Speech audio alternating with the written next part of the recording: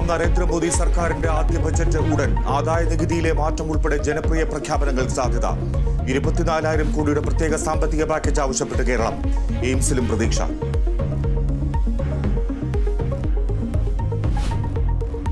ഷിരൂരിൽ മണ്ണിടിച്ചിലിൽ കാണാതായ സ്ത്രീയുടെ മൃതദേഹം കണ്ടെത്തി. ജീർണിച്ച നിലയിൽ മൃതദേഹം ലഭിച്ചത് പുഴയിൽ നിന്ന്. അർജുനായുള്ള തെരച്ചിൽ 8ാം ദിനം. പുഴയിലെ സിഗ്നൽ കേന്ദ്രീകരിച്ച് പരിശോധന തുടരും. പരിശോധനയ്ക്കായി കൂടുതൽ റഡാറുകൾ.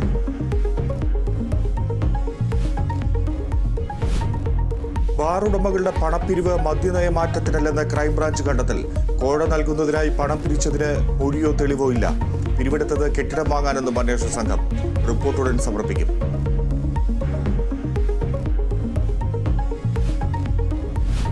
നിപ ജാഗ്രതയിൽ സംസ്ഥാനം. മരിച്ച കുട്ടിയുടെ സമ്പർക്ക പട്ടികയിലുള്ളവരുടെ എണ്ണം 406ആയി. 196 ഹൈറിസ്ക് വിഭാഗത്തിൽ. മലപ്പുറത്ത് നിന്ന് ആരോഗ്യമന്ത്രിയുടെ നേതൃത്വത്തിൽ അവലോകന യോഗം.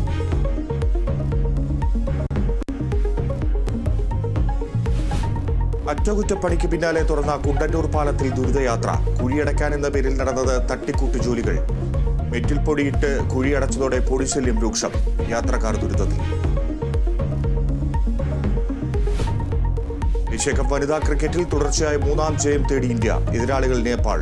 മത്സരം വൈകിട്ട് 7-ന് ശ്രീലങ്കയിലെ ദംബുള്ള സ്റ്റേഡിയത്തിൽ.